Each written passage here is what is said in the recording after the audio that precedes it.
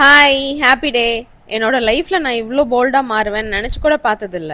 ஏன்னா ஏதாவது ஒன்று சூப்பர் மார்க்கெட்ல போய் வாங்கணும்னா கூட என்னோட ஹஸ்பண்ட் பார்க்கிங் இங்கே இல்லை, நீ மட்டும் போய் இது மட்டும் தான் வாங்கிட்டு வந்துரு அப்படின்னு சொன்னா கூட அப்படியே ரொம்ப யோசிக்கிறாள். நான் அப்படியெல்லாம் இருந்தேன்னா இன்னைக்கு என் பையனை கூட்டிட்டு தனியா மாலுக்கு போறேன். என்னோட பிரெக்னன்சிக்கு அப்புறம் நான் ரொம்பவே சேஞ்ச் ஆயிட்டேன், ரொம்ப போல்ட் ஆயிட்டேன். அப்படி அதை என்னால நல்லாவே ஃபீல் பண்ண முடிஞ்சுது.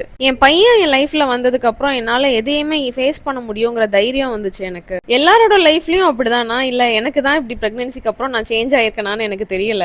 டெலிவரிக்கு அப்புறம் என்கிட்ட நிறைய சேஞ்சஸ் இருந்திருக்கு. நான் கொஞ்சம் மெச்சூர் ஆயிருக்கேன்னு கூட சொல்லலாம். அண்ட் ரொம்பவே போல்டா இருக்கேன். மால்க்கு இவரை கூட்டிட்டு போய் தனியா எப்படி சமாளிக்க போறேன் எதையுமே நான் பெருசா யோசிக்கல. ஓகே பாத்துக்கலாம் அப்படிங்கிற தைரியம் மட்டும் இருந்துச்சு. தென் இதுதான் என்னோட அவுட்ஃபிட். நான் ரொம்ப கம்ஃபர்டபுளா இருக்கிற மாதிரி ட்ரெஸ் பண்ணிக்கிட்டேன். என் பையனை தூக்கிட்டு நடக்கிறதா இருந்தாலும் கம்ஃபர்டபுளா இருக்கிற மாதிரி ட்ரெஸ் பண்ணிக்கிட்டேன். நான் இந்த பேக் தான் எடுத்துட்டு போனேன். என் பையனையும் தூக்கி பேக்கையும் கேரி பண்ணாலும் ஈஸியா இருக்கிற மாதிரி எடுத்துக்கிட்டேன். இது என் பையனோட சிப்பர் பாட்டில். எனக்கு ஒரு குட்டி பாட்டிலில் தண்ணி எடுத்துக்கிட்டேன். என்னோட வேலட், அதோட என் பையனுக்கு ஒரு செட்டு ட்ரெஸ் எடுத்துக்கிட்டேன். கூடவே ஒரு குட்டி டவலும் எடுத்துக்கிட்டேன். ஏன்னா நான் டிஷ்யூ பேப்பர் நிறைய நான் எடுத்துக்கல, அதனால அதை மட்டும் எடுத்துக்கிட்டேன். நான் அதை தனியாக கவரில் போட்டு வச்சுட்டேன். ஏன்னா வாட்டர் பாட்டில் ட்ரெஸ் எல்லாமே ஒரே பேக்ல வச்சு எடுத்துட்டு போறதுனால பாட்டில் சப்போஸ் ஸ்பில் ஆயிடுச்சுன்னா ட்ரெஸ்ஸும் நனைஞ்சிருங்கிறதுனால கவர்ல போட்டேன். அதுக்கப்புறம் 2 டயப்பர், ஒரு வெட் டிஷ்யூ, அவ்வளவுதான் நான் கேரி பண்ணதே. இதுவே வாட்டர் பாட்டில் 2 இருந்ததுனால பேக் கொஞ்சம் ஹெவியா தான் ஃபீல் ஆச்சு. என்னோட ஹேர் ஸ்டைல்ல இருந்து ஷூஸ் வரைக்கும் ரொம்ப கம்ஃபர்டபுளா இருக்கிற மாதிரி தான் நான் எல்லாமே சூஸ் பண்ணியிருந்தேன். ஏன்னா என்னோட பையனை தூக்கிட்டு நடக்கும்போது எனக்கு எந்த டிஸ்டர்பன்ஸும் இல்லாம இருக்கணும் அப்படிங்கிறதுக்காக. என்னோட பையனுக்கும் என்னோட ட்ரெஸ் கலர்லயே அவருக்கும் ட்ரெஸ் பண்ணி விட்டுருந்தேன். ரொம்ப ஹாப்பியா இருந்தாரு. அவரால் கேப் வர வரைக்கும் வெயிட் பண்ணவே முடியல. அம்மா போலான்னு கேட்டுட்டே இருந்தான். எனக்குமே ரொம்ப ஹாப்பியா இருந்தது. லைஃப்ல இந்த மாதிரி ஒரு ஹாப்பினஸ் கிடைக்கும்னு நான் நினைச்சு கூட பார்த்தது இல்ல. நான் மென்டலி ரொம்ப ப்ரிப்பேர்டா இருந்தேன். ஏன்னா நான் ரெஸ்ட் ரூம்லாம் யூஸ் பண்ண முடியாது அப்படின்னு தெரியும். இவரை தனியா விட்டுட்டு நான் எங்கேயுமே போக முடியாது இல்லையா. அதனால ஒரு 2 to 3 ஹவர்ஸ்ல கண்டிப்பா வீட்டுக்கு வந்துடணும் அப்படிங்கிற பிளான்ல தான் கிளம்பினேன். பெருசா ஷாப்பிங்லாம் பிளான் பண்ணல நானு. சும்மா ஜாலியா சுத்திட்டு அவரை என்ஜாய் பண்ண வச்சுட்டு வரலாம் அப்படிங்கிற பிளான்ல தான் கிளம்புனேன். நான் வீட்ல இருந்து கிளம்பும்போது எனக்கு பசிக்கவே இல்லை. ஆனா அங்க போய் ரீச் ஆனோடனே சரியான பசி ஆயிடுச்சு. ஸோ ஸ்ட்ரெயிட்டா ஃபுட் கோர்ட் தான் போனேன். அங்க போய் நல்லா ஜங்க் எல்லாம் சாப்பிட்டுட்டு ஸ்ட்ரெயிட்டா ஃபன் சிட்டிக்குள்ள தான் போனோம். என் பையனுமே என்னோட சுச்சுவேஷனை நல்லா அண்டர்ஸ்டாண்ட் பண்ணிக்கிட்டான். ஏன்னா அவங்க அப்பா கூட போயிருக்கும் போது அவன் இஷ்டத்துக்கு ஜாலியா போயிட்டு திரிவான்.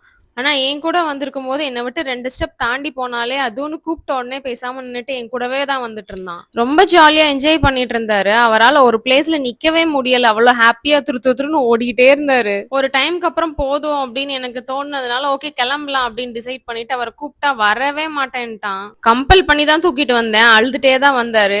ஓகே அடு அம்மா டாய்ஸ் வாங்கி தரேன் அப்படின்னு சொன்னதுக்கு அப்புறம் நார்மல் ஆயிட்டாரு.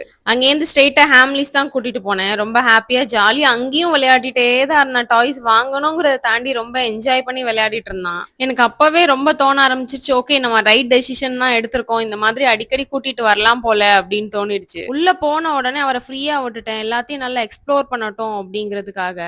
ஆனா அவர் என் கையை பிடிச்சி கூட்டிட்டே தான் போனாரு. ஜென்ரல் அவர் அப்படி கிடையவே கிடையாது. உள்ள வந்தாலே இஷ்டத்துக்கு ஓட ஆரம்பிச்ச வரை எங்களை தேடவே மாட்டாரு. நான் தான் அவரை ஃபாலோ பண்ணிட்டே போவேன். இன்னைக்கு சுச்சுவேஷனை நல்லா புரிஞ்சுக்கிட்டாரு. அம்மாவும் நம்மளும் மட்டும்தான் வந்திருக்கோம், சோ அம்மா விட்டு போக கூடாது அப்படின்னு புரிஞ்சுது அவருக்கு. இந்த மாதிரி சுச்சுவேஷன்ல அவனை என்னால நல்லா அப்சர்வ் பண்ண முடிஞ்சுது. எந்த சுச்சுவேஷன்ல அவன் எப்படி இருக்கான் அப்படிங்கறது என்னால நல்லாவே அண்டர்ஸ்டாண்ட் பண்ண முடிஞ்சுது. நான் சில டாய்ஸ் எடுத்துட்டு வந்து கொடுத்து இதை வச்சுக்கோ அதோ அப்படின்னு சொல்லி கொடுத்தேன். ஆனா அவர் அதெல்லாம் ரிஜெக்ட் பண்ணிட்டு அவர் தனியா தான் சூஸ் பண்ணாரு. அதே மாதிரி சில டாய்ஸ் அவன் எடுத்துட்டு வந்தது நான் ரிஜெக்ட் பண்ணேன். அதுக்கும் ஓகேன்னு அடம்லாம் பிடிக்கல, ஓகேன்னு வேற எதை எடுத்துக்கலாம் அப்படின்னு தான் வந்தான். ஜென்ரலா என் பையன் என்கிட்ட தான் ரொம்ப அடம் பிடிப்பான். ஆனா அன்னைக்கு அப்படி இல்ல. 2-3 வாட்டி பில்டிங்ல போய் நின்னுட்டு வேண்டாம் இந்த டாய்ன்னு திரும்ப போயிட்டு வேற டாய் எடுத்துட்டு வந்து திருப்பி நின்னுட்டு இருந்தோம். ஃபைனலா அவருக்கு பிடிச்ச டாயே வாங்கியாச்சு. அதை கையில வாங்குற வரைக்கும் அவருக்கு இருந்த எக்ஸைட்மெண்ட் இருக்கே அப்பா, அவ்வளோ ஹாப்பியா இருந்தாரு. அந்த கேரி பேக்கை வாங்கிட்டு அவரே தான் தூக்கிட்டே வந்தாரு. அந்த டாயை கையில வாங்கினதுக்கு அப்புறம் நான் கேக்குறதுக்கெல்லாம் அவ்வளோ ஹாப்பியா ஆன்சர் பண்ணிட்டு எனக்கு அவ்வளோ கிசிஸ் கொடுத்தாரு. அவன் அப்ப என்ன யோசிச்சான்னு தெரியல. அம்மா நம்மளை கூட்டிட்டு வந்து ஹாப்பியா விளையாட விட்டு ஹாப்பியா டாய்ஸ் எல்லாம் வாங்கி கொடுக்கறதுக்காகவே கூட்டிட்டு வந்திருக்காங்க அப்படின்னு நினைச்சானா என்னன்னு தெரியல. எக்ஸ்ட்ராடினரி ஹாப்பியா இருந்தாரு. அதை பார்த்துட்டு எனக்குமே ரொம்ப ஹாப்பியா இருந்துச்சு.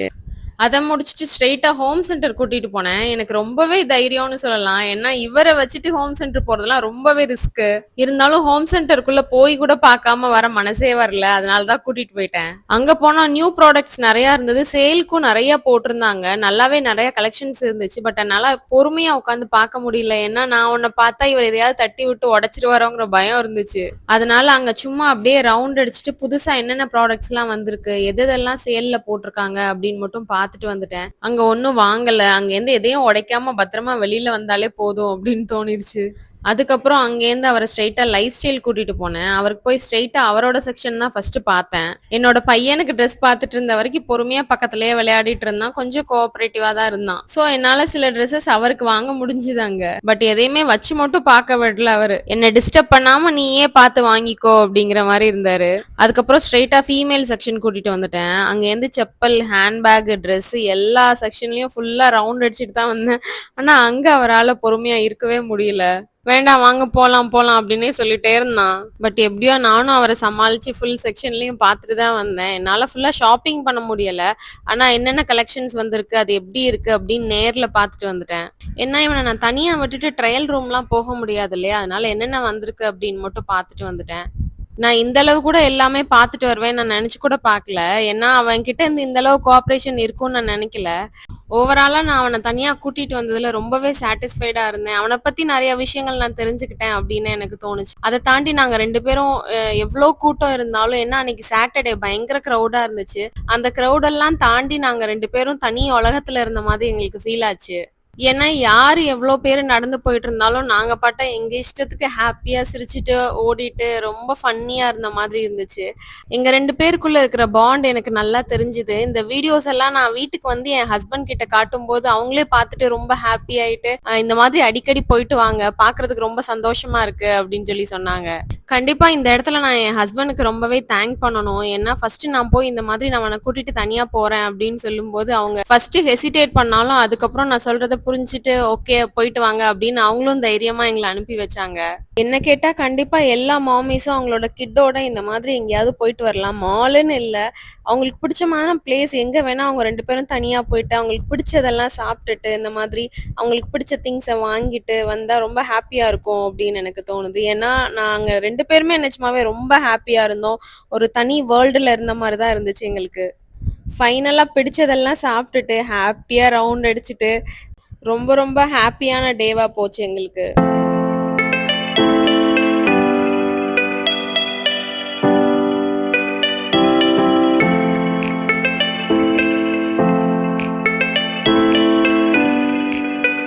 லாஸ்டா எங்களுக்கு பிடிச்ச சாக்லேட்ஸையும் வாங்கிட்டு வீட்டுக்கு கிளம்பிட்டோம். இந்த அளவுக்கு என் பையன் என்கிட்ட கோஆப்ரேட் பண்ணது என்னோட கான்ஃபிடென்ஸை இன்னும் கொஞ்சம் பூஸ்ட் பண்ணி இன்னும் நிறைய விஷயங்கள் பண்ணலாம் அப்படின்னு என்ன போல்டா ஃபீல் பண்ண வச்ச மாதிரி இருந்துச்சு. What is that? That is snack. That is chocolate. Yes. Okay. This is castle. What is that? Castle. Okay. Then what is that? Rain. Rain. Rain.